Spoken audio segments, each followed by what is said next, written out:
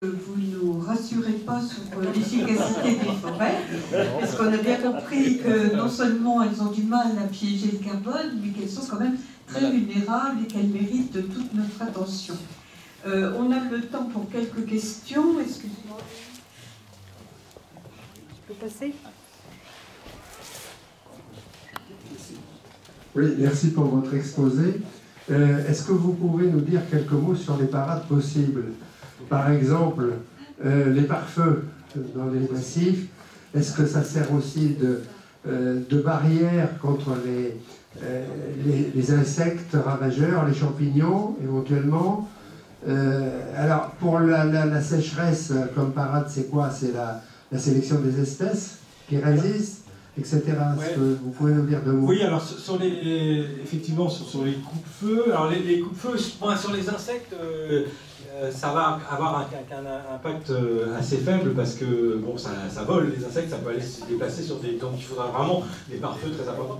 Probablement plus effectivement sur les champignons, qui vont se déplacer quand même moins vite. Et alors après sur les problèmes effectivement de sécheresse, bah oui là en gros là c'est un problème d'adaptation des espèces, c'est-à-dire effectivement choisir des espèces qui sont plus résilientes aux sécheresses, donc des espèces qui vivent plus au sud, qui du coup sont mieux adaptées maintenant avec les conditions climatiques plus chaudes. Donc là, il n'y a pas tellement d'autres solutions qu'effectivement d'aller vers des espèces qui sont plus résilientes. Après, là aussi, il y a des phénomènes de mélange qui peuvent faciliter les choses, parce qu'il y a des compléments fonctionnels entre les différents types d'arbres qui vont permettre, si on a un arbre qui pompe beaucoup d'eau, mais à côté on met des arbres qui pompent moins d'eau, évidemment ça va permettre à l'ensemble de survivre, là où si on mettait que les arbres qui consomment beaucoup d'eau, ça ne serait pas possible. Donc voilà, après il y a des solutions aussi comme ça qui peuvent être mises en œuvre.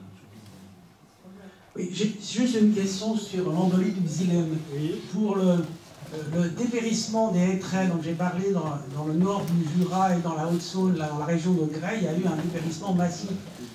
L'hypothèse a été formulée à ma connaissance que c'était ce phénomène-là. Est-ce que vous avez des données? Alors, moi je ne connais pas spécifiquement ce point-là, mais c'est effectivement quand même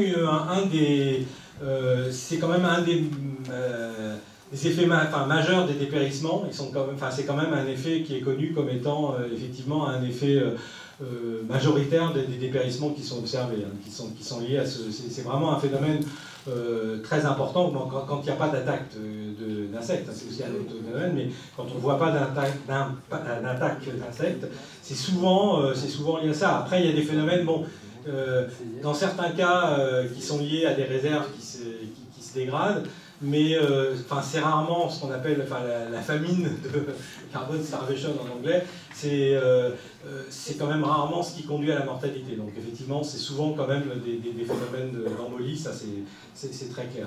Et ça se voit assez bien, parce qu'en général, on a d'abord une partie de l'arbre qui meurt, donc c'est toute une partie qui n'a pas été conduite, et puis ensuite le reste de l'arbre, donc ça s'observe assez bien, ce type de dépérissement.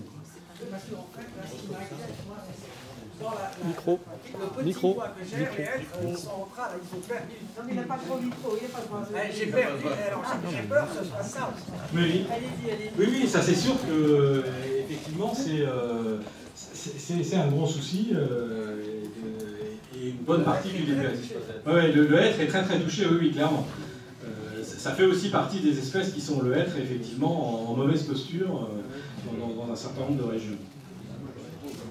Moi, je voulais savoir si en France on a connu la disparition de certaines espèces, notamment l'orme, on n'en voit plus, c'était un très beau bois d'ébénisterie, il n'y en a plus, il a disparu très vite.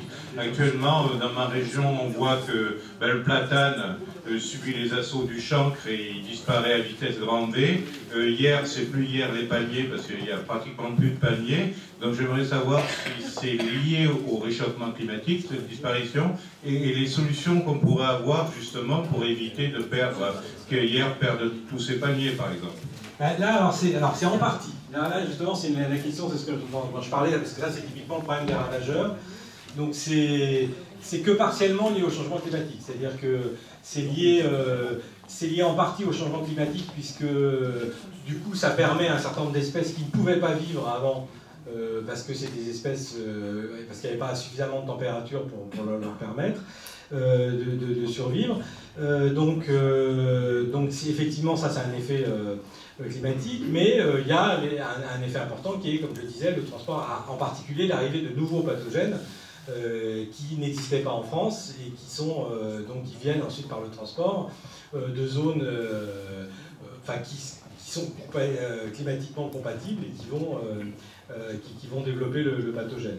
Alors après, s'ajoute quand même aussi l'effet que, comme je le disais, quand un arbre est en mauvaise santé, donc s'il commence à avoir des conditions climatiques qui sont moins bonnes pour lui, sans que ça le conduise lui directement à la mortalité, mais du coup il a une production qui faiblit, etc., il va être plus facilement attaqué aussi par les pathogènes. Donc il y a aussi un effet indirect, je dirais, de l'effet climatique. Alors après, c'est compliqué hein, là-dessus. Il n'y a pas la seule solution, c'est de trouver éventuellement le même type d'espèces venant d'ailleurs, etc., qui soient résistantes aux pathogènes. Mais c'est vrai que ça, c'est le gros problème. C'est-à-dire que si on replante, en gros, même si on les coupe les arbres, qu'on en replante, ils vont le rechoper. Hein. Ça peut rester des années et des années dans le sol.